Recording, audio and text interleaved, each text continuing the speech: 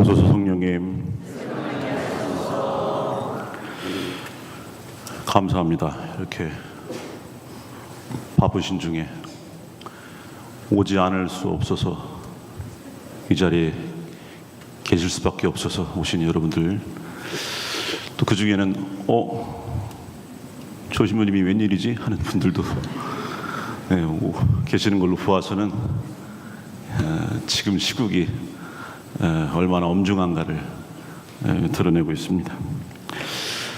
오늘은 한국 교회의 수호자, 원죄 없이 잉태되신 복되신 성모 마리아, 동정 마리아 이동 대축일입니다.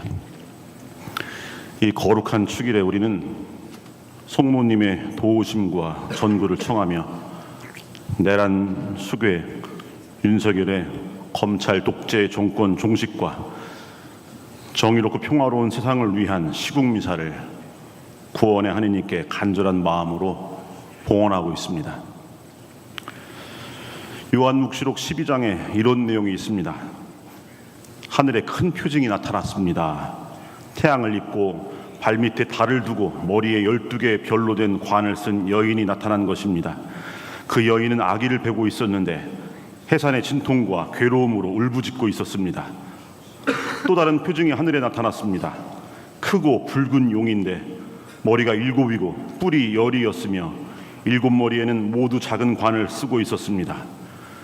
그 용은 여인이 해산하기만 하면 아이를 삼켜버리려고 이제 막 해산하려는 그 여인 앞에 지켜 서 있었습니다. 이윽고 여인이 아들을 낳았습니다. 그 산의 아이는 쇠지팡이로 모든 민족들을 다스릴 분입니다. 그런데 여인의 아이가 하느님께로 그분의 어좌로 들어 올려졌습니다. 그때 하늘에서 전쟁이 벌어졌습니다. 미카엘과 그의 천사들이 용과 싸운 것입니다. 용과 그의 부하들도 맞서 싸웠지만 당해내지 못하여 하늘에는 더 이상 그들을 위한 자리가 없었습니다. 그리하여 그 큰 용, 그 옛날의 뱀, 악마라고도 하고 사탄이라고도 하는 자, 온 세계를 속이던 그 자가 떨어졌습니다. 그가 땅으로 떨어졌습니다. 그의 부하들도 그와 함께 떨어졌습니다. 용은 자기가 땅으로 떨어진 것을 알고 그 사내 아이를 낳은 여인을 쫓아갔습니다. 그 뱀은 여인의 뒤에다 강물 같은 물을 입에서 뿜어내어 여인을 휩쓸어 버리려고 하였습니다. 그러나 땅이 여인을 도왔습니다. 땅은 입을 열어 용이 입에서 뿜어낸 강물을 마셔버렸습니다. 그러자 용은 여인 때문에 분개하여 여인의 나머지 후손들, 곧 하느님의 계명을 지키며 예수님의 증언을 간직하고 있는 이들과 싸우려고 그곳을 떠나갔습니다. 그리고 용은 바닷가 모래 위에 자리를 잡았습니다. 묵시록의 이 사악한 용이 자리 잡은 곳, 그곳을 우리는 용산이라 부릅니다.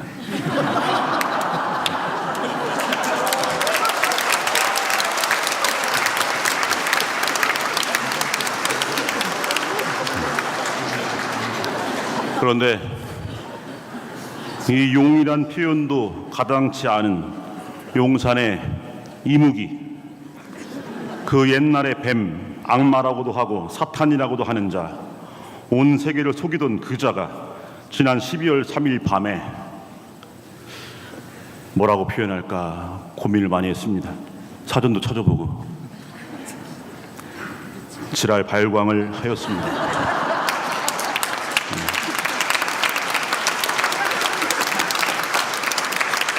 지랄 발광은 사전을 찾아보면 개지랄의 경북 방언이라고 나와 있습니다. 경상북도의 방언이라는 건 처음 알았습니다. 2024년 대명천지의 비상계엄이라니, 처음에는 가짜뉴스인 줄 알았어요. 맞아요. 아니면 무슨 TV에서 무슨 영화 해주나 뭐 이런. 사실 그것은 비상계엄을 가장한 친위 쿠데타요, 나라의 주인인 국민을 향한 반란이었습니다.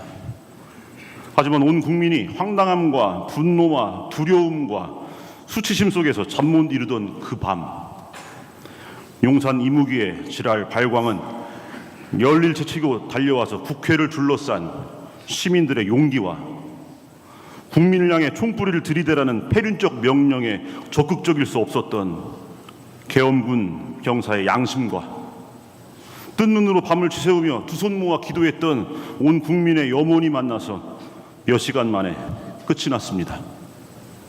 하지만 우리는 안심할 수가 없습니다. 아직도 뿔 달린 그 이무기는 대통령이라는 권좌에 앉아있고 여당 의원들은 부끄러움도 모른 채 내란 수교의 공범을 자처하고 있으며 이무기를 끌어내리려는 온 국민의 염원을 외면하고 있습니다. 이제 묵시록에서 말하는 여인의 나머지 후손들, 곧 하느님의 계명을 지키고 예수님의 증언을 간직하고 있는 이들인 우리가 앞장서서 참된 민주주의를 염원하는 온 국민과 함께 용산의 이무기, 대국민 반란 수괴 윤석열과 그를 따르는 역도의 무리를 권좌에서 끌어내려 그들을 위해 마련된 자리, 바로 그래도 하루 세끼 잘 먹여주는 감옥으로 내려보내야 합니다.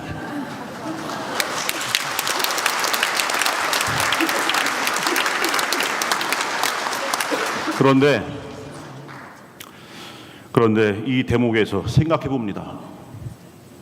내란 수괴 윤석열과 그 공범들을 처벌한다고 해서 그게 끝일까요? 지지난 정권에서 우리는 비선 실세, 국정농단과 대기업 뇌물수수 등의 이유로 박근혜를 탄핵하여 대통령의 자리에서 끌어내렸습니다. 하지만 그럼에도 지금 우리는 전보다 비교조차 할 수 없이 더 처참한 상황에 처해 있습니다. 왜 이런 일이 벌어졌을까요?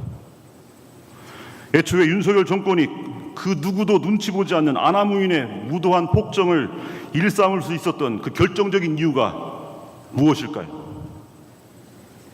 국민의 지지율이 바닥을 쳐도 물러나지 않을 수 있는 그 배짱의 원인이 무엇일까요? 그것은 다름 아닌 검찰 권력 아니겠습니까?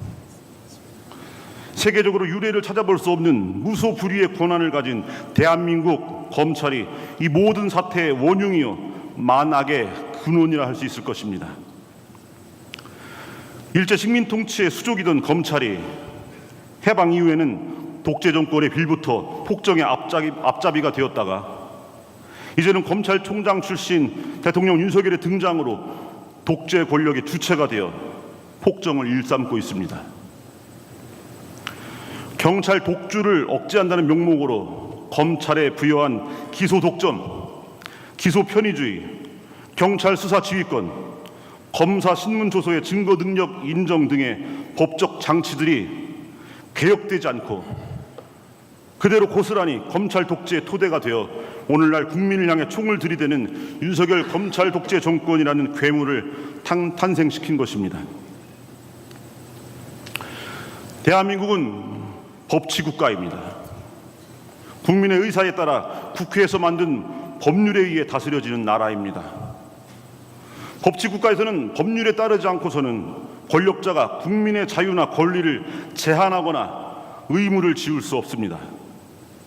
따라서 법치국가에서의 법은 힘없고 가난한 이들이 믿고 의지할 수 있는 마지막 보루가 됩니다. 그러나 법치국가 대한민국의 현실은 그렇지 못합니다. 아무리 훌륭한 법이 있어도 그 법을 사적 이해관계에 따라서 떡주무르시 하는 법기술자 검찰이 존재하는 한 법은 더 이상 믿고 의지할 수 있는 법이 아닌 악법으로 변질됩니다. 아무리 큰 잘못을 해도 검찰이 수사와 기소를 하지 않으면 그 사람은 처벌받지 않습니다. 아무리 잘못이 없어도 검찰이 무리한 수사와 증거 조작, 가족에 대한 협박과 수십 수백 번의 압수수색, 구속영장과 기소 남발을 해대면 그 사람은 감옥에 가거나 아니면 스스로 삶을 포기할 수밖에 없습니다. 국기를 물랑케 하고 국정을 농단하며 민생을 파탄시키고 헌법을 유린하면서 친위 쿠데타에 나라까지 팔아먹어도 검찰만 도와준다면 처벌받기는커녕 자신은 물론이고 자손 대대로 호의호식하며 잘 살 수 있습니다. 이렇게 법치국가 대한민국, 이 대한민국에서의 검찰은 지금껏 무소불위의 실질적 권력 집단으로 군림해온 것입니다. 법, 이 법이라는 한자는 물 숫자와 갈 거자로 이루어진 말입니다. 그런데 본래는 이 물 숫자와 갈 거자 사이에 해태 치자가 하나 더 들어있었습니다.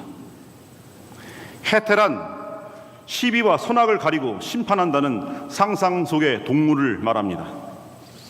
다시 말해서 법이란 말 안에는 해태가 죄인을 물에 빠뜨려 벌하듯이 사람의 죄를 심판하고 처벌한다는 의미가 내포되어 있습니다.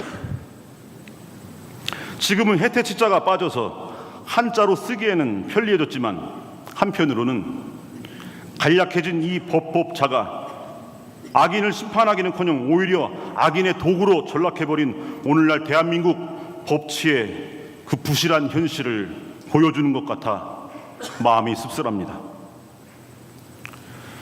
그러고 보면 법에서 중요한 것은 처벌이 아닌가 생각합니다. 법은 상을 주기 위해 존재하는 것이 아니라 처벌을 위해서 존재한다고도 볼 수 있습니다. 왜냐하면 법은 최대가 아니라 최소를 규정하는 장치이기 때문입니다. 이웃 사랑이 충만한 사람에게 사람을 죽이지 말라 혹은 도둑질하지 말라라는 법은 별 의미가 없습니다.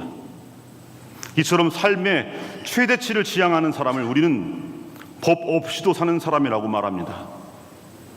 하지만 세상에는 법 없이도 사는 사람만 있는 것이 아닙니다. 우리가 살아가는 세상에는 수많은 사람들의 다양한 이해가 충돌하며 각자 욕망과 이기심이 뒤섞여 있습니다.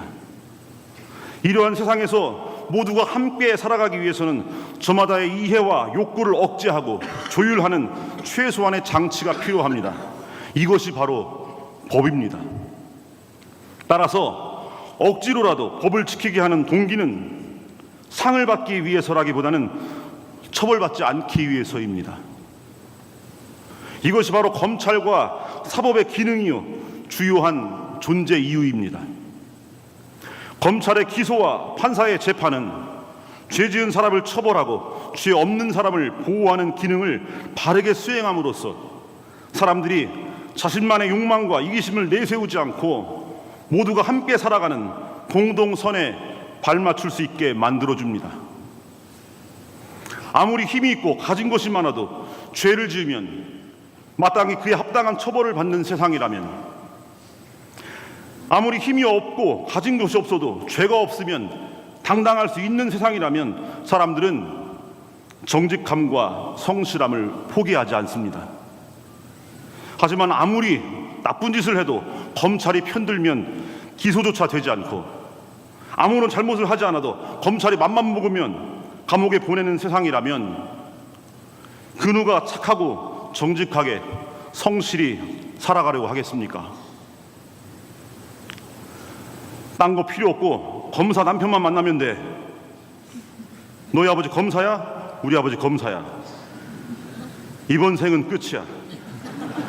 알게 뭐야. 될 대로 되라. 젊은이들이 이런 말을 주고받는 세상이어서는 안 되지 않습니까? 믿음, 희망, 정의, 공정, 정직, 성실, 평등, 배려 등등 우리 삶에 너무나 소중한 가치들이 무너져 내리는 이유는 죄를 지으면 벌을 받는다는 법치주의의 기본 상식이 무너져 내리기 때문이 아니겠습니까? 알베르 까뮈는 이렇게 말합니다. 어제 범죄를 벌하지 않는 것은 내일의 범죄에 용기를 주는 것과 똑같이 어리석은 짓이다. 그 어리석은 짓을 이 나라의 부패한 검찰이 범죄자의 편에 서서 스스로도 범죄자가 되어 오랜 세월 주도해 왔던 것입니다. 그 결과 세월호 참사는 이태원 참사와 수많은 크고 작은 참사로 반복되어 왔고, 반민특위를 무너뜨린 이승만의 친일 반민족 쿠데타는 5.16 군사 쿠데타로, 다시 12.12 군사 쿠데타로, 그리고 얼마 전 12.3 윤석열의 친위 쿠데타로 반복되었고, 제주 4.3의 양민학살은 6.25 전쟁 중 보도연맹원 등을 향한 예비검속과 수십만 명의 양민학살로, 그리고 5.18 광주학살로 반복되어 오늘에 이르게 된 것입니다. 뿐만 아니라 없어져도 진즉에 없어져야 할 친일 매국 반민주 적폐들이 청산되지 않고 지금도 보수를 참칭하며 사회 곳곳에서 활개를 치고 있는 것도 결국은 검찰의 본분을 저버림으로써 죄를 지은 자가 법에 의해 마땅히 처벌되지 않은 결과라고 할 수 있습니다. 검사가 처음 임용될 때 다음과 같은 선서를 한다고 합니다. 검사의 선서문입니다. 나는 이 순간 국가와 국민의 부름을 받고 영광스러운 대한민국 검사의 직에 나섭니다. 공익의 대표자로서,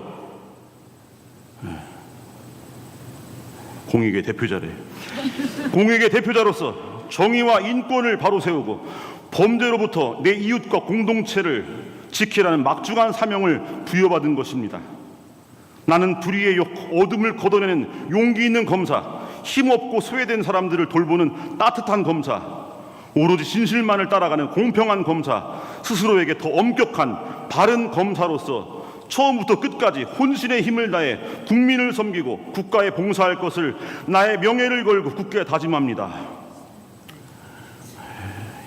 이렇습니다. 이 선서문 그대로 일하는 것은 바라지도 않습니다. 그저 그냥 법대로만 해달라고요. 가난한 사람들 우선하는 하느님의 공정 같은 것은 바라지도 않습니다. 그저 기계적인 공정이라도 지켜준다면 오늘날처럼 윤석열 같은 미치광이는 등장하지 않을 것이고, 그런 자를 지지하는 기레기 집단도 움츠러들 것이며, 나라 팔아먹어도 찍어주겠다는 무지몽매한 유권자들도 점차 사라질 것이고, 대한민국은 더 눈부시게 발전할 것입니다. 물론 저 선서문대로 성실히 일하는 검사도 분명 있겠지만, 과거 식민 독재와 미 군정과 군부 독재에서부터 오늘날의 윤석열 검찰 독재 정권에 이르기까지 거대 권력으로 군림했던 검찰의 실체에 비춰보면 저 선서문은 오늘의 유머에나 나올 법한 그런 문장 같습니다. 그렇다면 저 선서문이 가짜입니까? 아닙니다. 그 선서를 한 검사가 가짜가 되는 것이 문제입니다. 가짜란 무엇입니까? 진짜가 아닌 것이 가짜입니까? 아닙니다. 10억 원짜리 고려청자를 똑같이 만들어서 10만 원에 파는 것은 가짜라고 하지 않고 모조품이라고 합니다. 가짜란 진짜가 아닌 것을 가짜라고 하는 것이 아니고, 진짜가 아니면서 진짜인 척하는 것을 가짜라고 합니다. 고려청자 모조품 10만 원짜리를 10억 원에 팔 때 그것을 가짜라고 하는 것입니다. 모조품은 우리에게 피해를 주지 않지만 진짜인 척하는 가짜는 우리에게 너무나 많은 피해를 줍니다. 그런데 우리가 살고 있는 이 땅에는 가짜가 너무나 많습니다. 보수가 아니면서 보수인 척하는 반민주 수구 세력들, 생각이 다른 사람들을 적대하고 구속하면서 자유민주주의를 떠드는 권위주의 세력, 진실이 아닌 것을 진실인 척 떠드는 황색 기레기 언론들, 무례배 집단이면서 정당인 척하는 국민의힘, 실제로는 조폭과 다름없으면서 정의롭고 공정한 척하는 이 땅의 부패 검찰. 그러고 보면 실제 조폭들은 적어도 가짜는 아닙니다.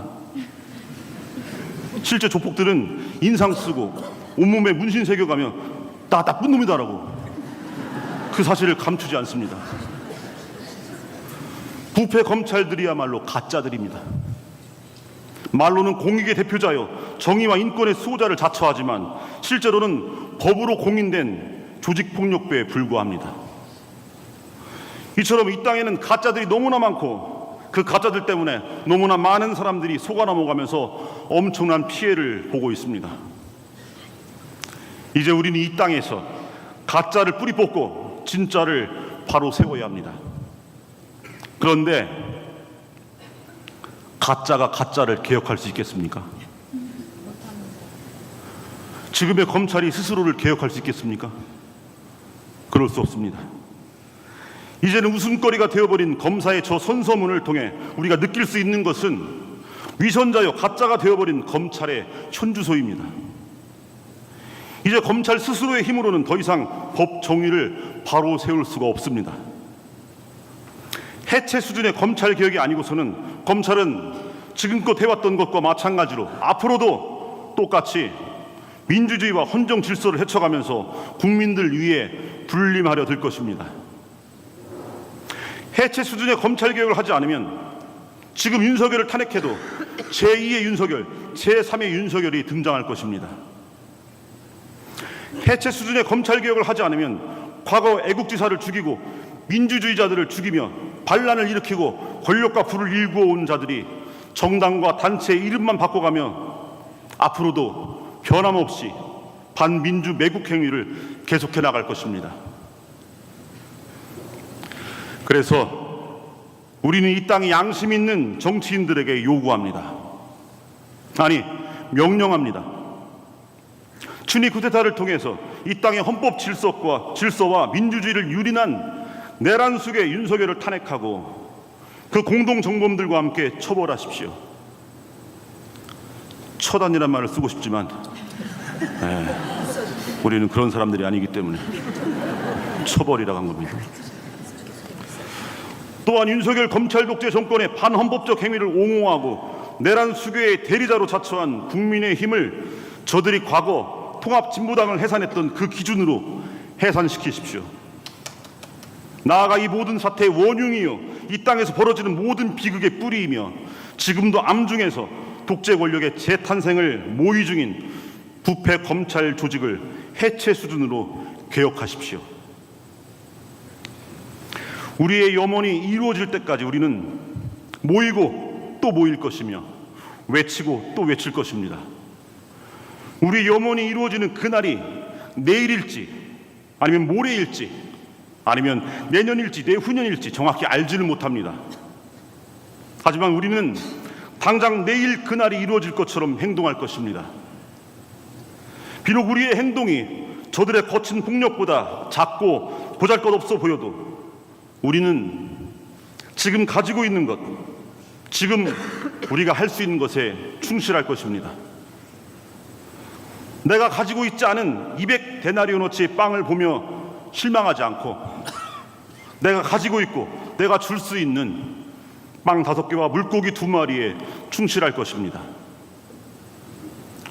오늘의 이 행동이 5,000명을 먹이는 기적으로 언제 어느 때 결실을 맺게 될지는 알 수 없지만 오늘 복음의 성모 마리아처럼 불가능한 일이 없는 하느님의 자비와 섭리에 우리의 원인을 온전히 내어 맡기고 지금 여기에서 우리가 할 수 있는 것들에 최선을 다해 나갈 것입니다. 비록 당장 이루어지지 않는 탄핵과 처벌되지 않는 범죄들 때문에 저들의 눈에는 우리가 패배한 것처럼 보일 수 있지만 우리는 패배하지 않습니다. 예나 지금이나 우리는 늘 그 자리에 그대로 있을 것입니다. 도망치는 자가 패배자이고 숨는 자가 실패자입니다. 강도처럼 한밤중에 국민의 주권을 강탈하려다 실패하려 하고서는 한 줌도 안 되는 반민주 수구 세력의 뒤에 숨어서 눈치나 보고 있는 윤석열 일당과 그 동조자들이 바로 진정한 패배자입니다. 온 국민이 염원하는 윤석열 탄핵 투표에서 도망쳐나와 숨어버린 국민의힘 의원들이 패배자입니다.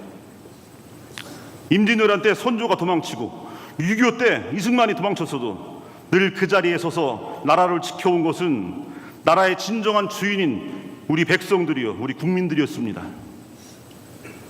비상계엄 치하에서 감금과 폭행, 물고문과 정기고문에도 굴하지 않고 꿋꿋이 자리를 지키며 민주주의의 자존심을 지켜낸 것은 우리 선배들이었습니다. 지금 당장은 권좌에 앉아서 부당한 법기술과 위법한 공권력으로 우리를 위협하고 있지만 저들은 우리를 이길 수 없습니다. 우리의 양심이, 우리의 상식이, 우리의 사람된 도리가 저들의 모렴치와 몰상식과 폐륜을 이겨낼 것입니다. 우리는 항상 여기 그대로 있고 저들은 결국 한 줌 먼지처럼 사라질 것입니다.